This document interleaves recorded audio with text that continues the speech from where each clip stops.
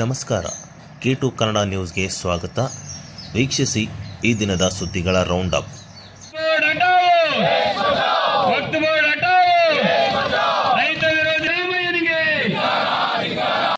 ವಕ್ಫ್ ಹೆಸರಿನಲ್ಲಿ ಸಾರ್ವಜನಿಕರ ಆಸ್ತಿಯನ್ನು ಕಬಳಿಕೆ ಹುನ್ನಾರದ ಹಿಂದೆ ಕಾಂಗ್ರೆಸ್ ಸಚಿವ ಜಮೀರ್ ಅಹ್ಮದ್ ಅವರ ಕುಮ್ಮಕ್ಕು ವಿರೋಧಿಸಿ ಭಾರತೀಯ ಜನತಾ ಪಕ್ಷದ ನಗರ ಘಟಕದಿಂದ ಇಂದು ಪ್ರತಿಭಟನೆ ನಡೆಸಲಾಯಿತು.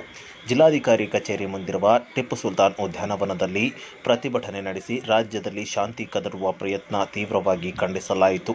ವಕ್ಫ್ ಸಾರ್ವಜನಿಕ ಆಸ್ತಿ ಕಬಳಿಕೆಗೆ ಕಡಿವಾಣ ಹಾಕುವ ಉದ್ದೇಶದಿಂದ ಪ್ರಧಾನಿ ನರೇಂದ್ರ ಮೋದಿಯವರು ವಕ್ಫ್ ಕಾಯ್ದೆ ತಿದ್ದುಪಡಿ ತರುವ ಪ್ರಕ್ರಿಯೆಯಲ್ಲಿ ತೊಡಗಿದ್ದಾರೆ. ಇನ್ನು ವಕ್ಫ್ ಕಾಯ್ದೆ ವಿಷಯಕ್ಕೆ ಸಂಬಂಧಿಸಿದ ಜಂಟಿ ಸಂಸದೀಯ ಮಂಡಳಿ ಪರಿಶೀಲಿಸಲಾಗುತ್ತಿದ್ದು, ಈ ಬಗ್ಗೆ ಅಭಿಪ್ರಾಯ ಸಂಗ್ರಹದಲ್ಲಿ ತೊಡಗಿದೆ. ಲೋಕಸಭೆ ಅಧಿವೇಶನದಲ್ಲಿ ಇದನ್ನು ಮಂಡಿಸಿ ಕಾಯ್ದೆ ತಿದ್ದುಪಡಿ ಪ್ರಕ್ರಿಯೆ ಜಾರಿಗೆ ತರುವ ನಿಟ್ಟಿನಲ್ಲಿ ಕಾರ್ಯ ಮಾಡಲಾಗುತ್ತಿದೆ ಎಂದು ಹೇಳಿದರು. ಇವತ್ತು ಇಡೀ ಕರ್ನಾಟಕ ರಾಜ್ಯಾದ್ಯಂತ ಭಾರತೀಯ ಜನತಾ ಪಾರ್ಟಿ ನಡೆಸಿರ್ತಕ್ಕಂಥ ಈ ಒಂದು ಪ್ರತಿಭಟನೆ ಪ್ರತಿಯೊಂದು ಜಿಲ್ಲೆಯಲ್ಲಿ ಪ್ರತಿಯೊಂದು ತಾಲೂಕದಲ್ಲಿ ನಡೀತಾ ಇದೆ. ಈ ವಕ್ಫ್ನವರು ಇತ್ತೀಚೆಗೆ ಜಮೀರ್ ಅಹ್ಮದ್ ಖಾನು ಎಲ್ಲ ಜಿಲ್ಲೆಗಳಿಗೆ ಹೋಗಿ ಅರ್ಜೆಂಟಾಗಿ ಡಿ ಸಿಗಳಿಗೆ ಮತ್ತು ಎ ಸಿಗಳಿಗೆ ತಹಸೀಲ್ದಾರ್ಗಳಿಗೆ ಆದೇಶವನ್ನು ಕೊಟ್ಟು ತಕ್ಷಣ ಆಸ್ತಿಯನ್ನು ವಕ್ಫ್ ಬೋರ್ಡ್ ಅಂಥೇಳಿ ನಮೂದಿಸಬೇಕು ಅಂತಕ್ಕಂಥ ಒಂದು ಮೌಖಿಕ ಸೂಚನವನ್ನು ಕೊಟ್ಟಿರೋದ್ರಿಂದ ಇವತ್ತು ಎಲ್ಲ ಇಡೀ ಕರ್ನಾಟಕದ ತುಂಬ ಹಲವಾರು ಕಡೆ ರೈತರ ಜಮೀನನ್ನು ವಕ್ಫ್ ಬೋರ್ಡ್ ಅಂತ ಹೇಳಿ ಬರೆಸ್ತಾ ಇರ್ತಕ್ಕಂಥದ್ದು ತಾವು ನೋಡಿದ್ರಿ, ನಮಗೆಲ್ಲರಿಗೂ ಗೊತ್ತಿದೆ. ಈಗ ಅದನ್ನು ಪ್ರದರ್ಶನ ಮಾಡ್ತಾ ಇದ್ದಾರೆ ರೈತರು ಸಹಿತ. ಎಷ್ಟೋ ಜನ ಮಠ ಮಾನ್ಯಗಳನ್ನು ಇವತ್ತು ವಕ್ಫ್ ಆಸ್ತಿ ಅಂತಕ್ಕಂಥದ್ದು ಡಿಕ್ಲೇರ್ ಮಾಡ್ತಾ ಇದ್ದಾರೆ. ಇದು ಎಷ್ಟರ ಮಟ್ಟಿಗೆ ಸರಿ, ಇದು ಯಾವ ಕಾನೂನು ಪ್ರಕಾರ? ಮತ್ತು ಇನ್ನೂ ಒಂದು, ಇಡೀ ದೇಶದೊಳಗೆ ರೈಲ್ವೆ ಮತ್ತು ಡಿಫೆನ್ಸ್ ಮತ್ತು ರೈಲ್ವೆ ಬಿಟ್ಟರೆ ವಕ್ಫ್ ಬೋರ್ಡ್ಗೆ ಅಷ್ಟು ಆಸ್ತಿ ಎಲ್ಲಿಂದ ಬಂತು? ಇಂಥ ಆಸ್ತಿ ಬರೋದಕ್ಕೆ ಕಾರಣ ಏನು? ಅವರು ಎಲ್ಲಿಂದ ಬಂದರು? ವಕ್ಫ್ ಬೋರ್ಡ್ನವರು ಯಾರು? ಮುಸಲ್ಮಾನರು ಹೌದಲ್ಲ? ವಕ್ಫ್ ಬೋರ್ಡ್ ಅಂದರೆ ಮುಸಲ್ಮಾನರದು. ವಕ್ಫ್ ಬೋರ್ಡ್ ಏನು ಸರ್ಕಾರಿ ಬೋರ್ಡ್ ಅಲ್ಲ, ಅದು ಮುಸಲ್ಮಾನರಿಗೋಸ್ಕರ ನಿರ್ಮಾಣ ಮಾಡಿರ್ತಕ್ಕಂಥ ಬೋರ್ಡ್. ಅದು ಮುಸ್ಲಿಮರು ಹುಟ್ಟಿದ್ದೇ ಇಲ್ಲ, ಈ ಜಗತ್ತಿನಲ್ಲಿ ಮುಸ್ಲಿಮರು ಹುಟ್ಟಿದ್ದಿಲ್ಲ. ಅವರು ಬಂದು ಈ ಭೂಮಿಗೆ ಬಂದು 1400 ಚಿಲ್ಲರ್ ಒಂದು ಇದು ಆಗಿದೆ ಸಂವತ್ಸರಗಳು. ಆದರೆ 1500 ವರ್ಷ ಹಿಂದೆ ಕಟ್ಟಿರ್ತಕ್ಕಂಥ ತಮಿಳುನಾಡಿನ ದೇವಸ್ಥಾನವನ್ನು ಇವತ್ತು ವಕ್ಫ್ ಬೋರ್ಡ್ ಅಂತ ನೇಮಕ ಮಾಡಿದ್ದಾರೆ. ಇದು ಒಂದು ಹಾಸ್ಯಾಸ್ಪದ ಸಂಗತಿ. ಅಂದರೆ ಇಲ್ಲಿ ಈ ಸಂವಿಧಾನವನ್ನು ಪೀಠಕ್ಕೆ ಅಳವಡಿಕೆ ಮಾಡ್ಕೋಬೇಕಂತೇಳಿ DR ಸಾಹೇಬರು ಮತ್ತು ಸ್ಟೇಟ್ ಗೌರ್ಮೆಂಟಿಂದ ಆದೇಶ ಸಹಕಾರಿ ಮತ್ತು ಹಾಲು ಒಕ್ಕೂಟದಲ್ಲಿ ಸಂವಿಧಾನ ಪೀಠಿಕೆ ಅಳವಡಿಸುವಂತೆ ಸರ್ಕಾರ ಈಗಾಗಲೇ ಆದೇಶಿಸಲಾಗಿದ್ದು, ಸಂವಿಧಾನ ಪೀಠ ಅಳವಡಿಕೆಗೆ ಸಂಬಂಧಿಸಿದ ಜಾಗೃತಿ ಕಾರ್ಯಕ್ರಮವನ್ನು ನಡೆಸಲಾಗುತ್ತದೆ ಎಂದು ನೇತಾಜಿ ಸುಭಾಷ್ ಚಂದ್ರ ಬೋಸಾದ ಸೋಮಲಿಂಗಪ್ಪ ಹೇಳಿದರು. ಇಂದು ಸುದ್ದಿಗಾರರೊಂದಿಗೆ ಮಾತನಾಡುತ್ತಾ, ಭಾರತ ಸಂವಿಧಾನ ಪೀಠಿಕೆ ನಮ್ಮ ದೇಶದ ಸಾರ್ವಭೌಮತೆಯ ಪ್ರತೀಕವಾಗಿದೆ. ಈಗಾಗಲೇ ಸರ್ಕಾರ, ಸಹಕಾರಿ ಕಚೇರಿಗಳು, ಸಂಘಗಳು ಮತ್ತು ಹಾಲು ಒಕ್ಕೂಟ ಘಟಕಗಳಲ್ಲಿ ಸಂವಿಧಾನ ಪೀಠಿಕೆ ಅಳವಡಿಸಲು ಸೂಚಿಸಲಾಗಿದೆ. ಅಳವಡಿಸುವಂತೆ ಜಾಗೃತಿ ಮೂಡಿಸಲಾಯಿತು.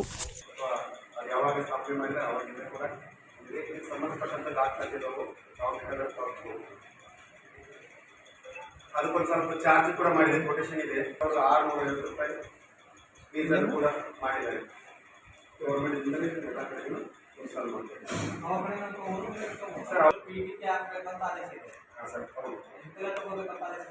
ಸರ್ ಇದರೊಳಗೆ ಕೊಟೇಶನ್ ಇರುತ್ತೆ, ಬಿಲ್ ಕೊಟೇಶನ್ ಇರುತ್ತೆ, ಅವರಲ್ಲೇ ತಗೋಬೇಕು ಸರ್. ಎಲ್ಲಿ ಹೋಗಿ ಹಾಕಿ ಬರ್ತಾವೆ ಸರ್ ಅವರು.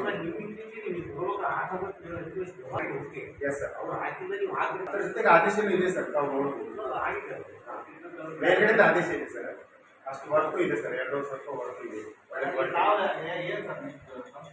ನೇತಾಜಿ ಸುಭಾಷ್ ಚಂದ್ರ ಬೋಸ್ ಸಂಸ್ಥೆಯಿಂದ ಆದೇಶ ಇದೆ. ಗೌರ್ಮೆಂಟ್ದಿಂದ ನೇತಾಜಿ ಸುಭಾಷ್ ಚಂದ್ರ ಬೋಸ್ ಅವರಿಗೆ ಹೌದು ಸರ್. ಹೌದು ಸರ್. ಹೌದು ಸರ್.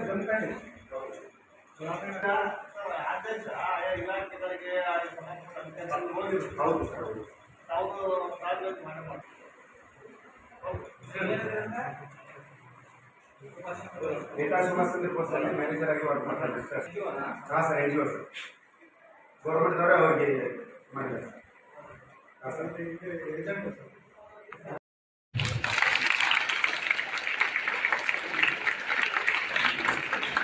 ಕಾರ್ಯಕ್ರಮ ಜ್ಯೋತಿ ವರ್ತಿಸುವುದರ ಮೂಲಕ ಪ್ರಾರಂಭವಾಗ್ತಾ ಇದೆ.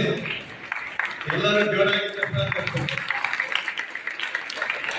ಉದ್ಘಾಟನೆಯನ್ನ ನಮ್ಮ ರಾಯಚೂರು ಜಿಲ್ಲಾ ನಗರಸಭೆಯ ಅಧ್ಯಕ್ಷರಾಗಿರ್ತಕ್ಕಂಥ ಮಂಜುನಾಥ್ ಸರ್ ಅವರು ರಾಯಚೂರು ನಗರದ ಪಂಡಿತ್ ಸಿದ್ದರಾಮ ಜಂಬಲದಿನ್ನಿ ರಂಗಮಂದಿರದಲ್ಲಿ ಇಂದು ಶಾಲಾ ಶಿಕ್ಷಣ ಇಲಾಖೆ ಪದವಿ ಪೂರ್ವ ರಾಯಚೂರು ಜಿಲ್ಲೆ ಬಾಲಕಿಯರ ಸರ್ಕಾರಿ ಪದವಿ ಪೂರ್ವ ಕಾಲೇಜು ರಾಯಚೂರು ಪೂರ್ಣಿಮಾ ಪದವಿ ಪೂರ್ವ ಕಾಲೇಜು ಇವರ ಸಂಯುಕ್ತಾಶ್ರಯದಲ್ಲಿ ಇಂದು ಜಿಲ್ಲಾ ಮಟ್ಟದ ಸಾಂಸ್ಕೃತಿಕ ಸ್ಪರ್ಧೆಗಳು 2024 ಕಾರ್ಯಕ್ರಮವನ್ನು ಆಯೋಜನೆ ಮಾಡಲಾಗಿತ್ತು. ಇನ್ನು ಈ ಒಂದು ಕಾರ್ಯಕ್ರಮವನ್ನು ಉದ್ಘಾಟನೆ ಮಾಡಲಾಯಿತು. ಈ ವೇಳೆ ಪದವಿ ಪೂರ್ವ ಶಿಕ್ಷಣ ಇಲಾಖೆ ನಿರ್ದೇಶಕರು ಈ ಒಂದು ಸಾಂಸ್ಕೃತಿಕ ಕಾರ್ಯಕ್ರಮಕ್ಕೆ ಉದ್ಘಾಟನೆಯನ್ನು ಮಾಡಿದರು. ಈ ವೇಳೆ ವಿವಿಧ ಕಾಲೇಜುಗಳ ಪ್ರಾಂಶುಪಾಲಗಳು ಮತ್ತು ವಿದ್ಯಾರ್ಥಿಗಳು ಈ ಒಂದು ಕಾರ್ಯಕ್ರಮದಲ್ಲಿ ಉಪಸ್ಥಿತರಿದ್ದರು.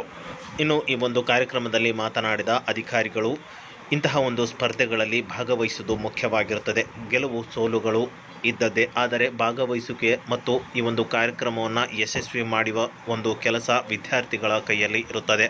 ಹಾಗಾಗಿ ಇಂತಹ ಸಾಂಸ್ಕೃತಿಕ ಕಾರ್ಯಕ್ರಮಗಳು ಬಂದಾಗಲೆಲ್ಲ ವಿದ್ಯಾರ್ಥಿಗಳು ಉತ್ಸಾಹದಿಂದ ಭಾಗವಹಿಸುವ ಮೂಲಕ ಕಾರ್ಯಕ್ರಮಕ್ಕೆ ಯಶಸ್ವಿ ತರಬೇಕು ಮತ್ತು ಈ ಒಂದು ಸಾಂಸ್ಕೃತಿಕ ಚಟುವಟಿಕೆಯಿಂದ ಓದು ಮತ್ತು ವಿದ್ಯಾಭ್ಯಾಸಂಗದಲ್ಲೂ ಕೂಡ ಸಾಕಷ್ಟು ಮುನ್ನಡೆ ಸಾಧಿಸಬಹುದು ಎಂದು ಕಿವಿಮಾತು ಹೇಳಿದರು. ಯಾವುದೇ ರೀತಿಯ ನಾವು ಉತ್ಸಾಹವನ್ನು ಕಳೆದುಕೊಳ್ಳೋದು ಬೇಡ. ಈ ಪದವಿ ಪೂರ್ವ ಶಿಕ್ಷಣ ಇಲಾಖೆ ತಮ್ಮನ್ನ ಈ ಒಂದು ಸಾಂಸ್ಕೃತಿಕ, ಯಾಕೆಂದ್ರೆ ನಾವು ಕ್ರೀಡೆಯಲ್ಲಿ ಆಗ್ಬೋದು, ಬೇರೆ ಬೇರೆ ಎಲ್ಲಾ ವಿಧದಲ್ಲೂ ಕೂಡ ಮಕ್ಕಳನ್ನ ಪ್ರತಿಭೆಗಳನ್ನ ಗುರುತಿಸಿ ಅವ್ರಿಗೆ ಪ್ರೋತ್ಸಾಹವನ್ನು ಮಾಡಿ ಅವ್ರು ಮುಂದೆ ವಿಭಾಗ ಮಟ್ಟದಲ್ಲಿ ಮತ್ತು ರಾಜ್ಯ ಮಟ್ಟದಲ್ಲಿ ಅವರು ಭಾಗವಹಿಸಿ ಅವರು ನಮ್ಮ ಒಂದು ಕರ್ನಾಟಕದಲ್ಲಿ ಅಂದ್ರೆ ನ್ಯಾಷನಲ್ ಲೆವೆಲ್ ಕೂಡ ನಾವು ಇದರಿಂದ ನಾವು ಹೋಗುವಂತ ಒಂದು ಅವಕಾಶ ಇದೆ. ಹಾಗಾಗಿ ತಾವೆಲ್ಲರೂ ಕೂಡ ಈ ಒಂದು ಸ್ಪರ್ಧೆಯಲ್ಲಿ ಭಾಗವಹಿಸಿ ತಾವು ಯಶಸ್ವಿ ಆಗಿ ಈ ಒಂದು ಸ್ಪರ್ಧೆಯನ್ನ ಯಶಸ್ವಿಗೊಳಿಸಿ, ಜೊತೆಗೆ ತಾವೆಲ್ಲರೂ ಕೂಡ ಈ ಸ್ಪರ್ಧೆಗಳು ಆದ್ಮೇಲೆ ಇದೇ ಒಂದು ಆಡಿಟೋರಿಯಂಗೆ ವಾಪಸ್ ಬರಬೇಕಾಗ್ತದೆ. ಅದು ಸಮಾರೋಪ ಸಮಾರಂಭ ಇರ್ತದೆ.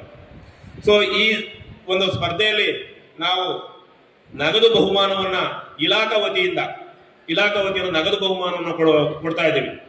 ಸೊ ಪ್ರತಿಯೊಂದು ಸ್ಪರ್ಧೆಗೂ ಕೂಡ ಫಸ್ಟ್ ಪ್ರೈಸ್, ಸೆಕೆಂಡ್ ಪ್ರೈಸ್ ಮತ್ತು ಥರ್ಡ್ ಪ್ರೈಸ್ ಇರ್ತದೆ.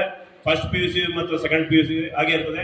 ಮಾತ್ರ ಒಂದು ರಸಪ್ರಶ್ನೆ ಮಾತ್ರ 2 ಇರ್ತದೆ.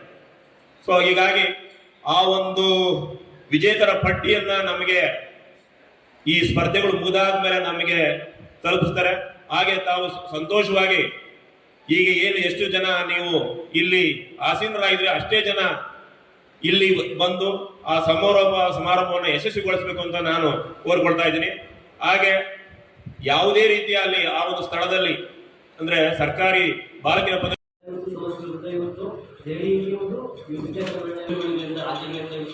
ಸಾವಿರಾರು ವಿದ್ಯಾರ್ಥಿಗಳು ಇವತ್ತು ಸಮ್ಮೇಳನಕ್ಕೆ ಅಟೆಂಡ್ ಆಗ್ತಾ ಇತ್ತು. 27, 28, 29 3 ಡೇಸ್ ಕೂಡ ಕಾನ್ಫರೆನ್ಸ್ ನಡೀತಾ ಇತ್ತು ಸಮ್ಮೇಳನ. All India democratic students organisation 10ನೇ ಅಖಿಲ ಭಾರತ ಸಮ್ಮೇಳನ ಇದೇ 27, 28, 29ರಂದು ದೆಹಲಿಯಲ್ಲಿ ನಡೆಯಲಿದೆ ಎಂದು ಸಂಘಟನೆಯ ಮುಖ್ಯಸ್ಥರಾದ ಶಿಲ್ಪಾ ಅವರು ಹೇಳಿದರು. ಅವರಿಂದು ಸುದ್ದಿಗಾರರೊಂದಿಗೆ ಮಾತನಾಡಿದ್ದಾರೆ. ದೇಶದಲ್ಲಿ ಶಿಕ್ಷಣ ಖಾಸಗೀಕರಣದಿಂದ ಶೈಕ್ಷಣಿಕ ಮೌಲ್ಯಗಳು ಅಧಪತನಕ್ಕೆ ಕುಸಿಯುವಂತಾಗಿದೆ. ಕಾಂಗ್ರೆಸ್ ಸರ್ಕಾರದಿಂದ ಇಲ್ಲಿಯವರೆಗೆ ಕೇಂದ್ರದಲ್ಲಿ ಆಡಳಿತ ನಡೆಸಿದ ಎಲ್ಲಾ ಸರ್ಕಾರಗಳು ಶಿಕ್ಷಣಕ್ಕೆ ಹೆಚ್ಚಿನ ಆದ್ಯತೆ ನೀಡಿರುವುದು ಮತ್ತು ಶಿಕ್ಷಣ ವ್ಯಾಪಾರೀಕರಣಗೊಳಿಸಿ ಹೊಸ ಶಿಕ್ಷಣ ನೀತಿ ಸರ್ಕಾರಿ ಶಾಲೆಗಳನ್ನು ಮುಚ್ಚಲು ಬಹುದೊಡ್ಡ ಮಾರಕ ನಿರ್ಧಾರವಾಗಿದೆ. ರಾಜ್ಯದಲ್ಲಿ 13,800 ಸರ್ಕಾರಿ ಶಾಲೆ ಮುಖ್ಯವಾಗಿದೆ. ಶಿಕ್ಷಣಕ್ಕೆ 10% ಹಣಕಾಸು ನಿಗದಿಪಡಿಸಬೇಕಾದ ಸರ್ಕಾರ ಅತ್ಯಂತ ಕಡಿಮೆ ಮೊತ್ತದ ಬಜೆಟ್ ನಿಗದಿಯಿಂದ ಶೈಕ್ಷಣಿಕ ಮೌಲ್ಯ ಕುಸಿಯಲು ಕಾರಣವಾಗಿದೆ ಎಂದರು.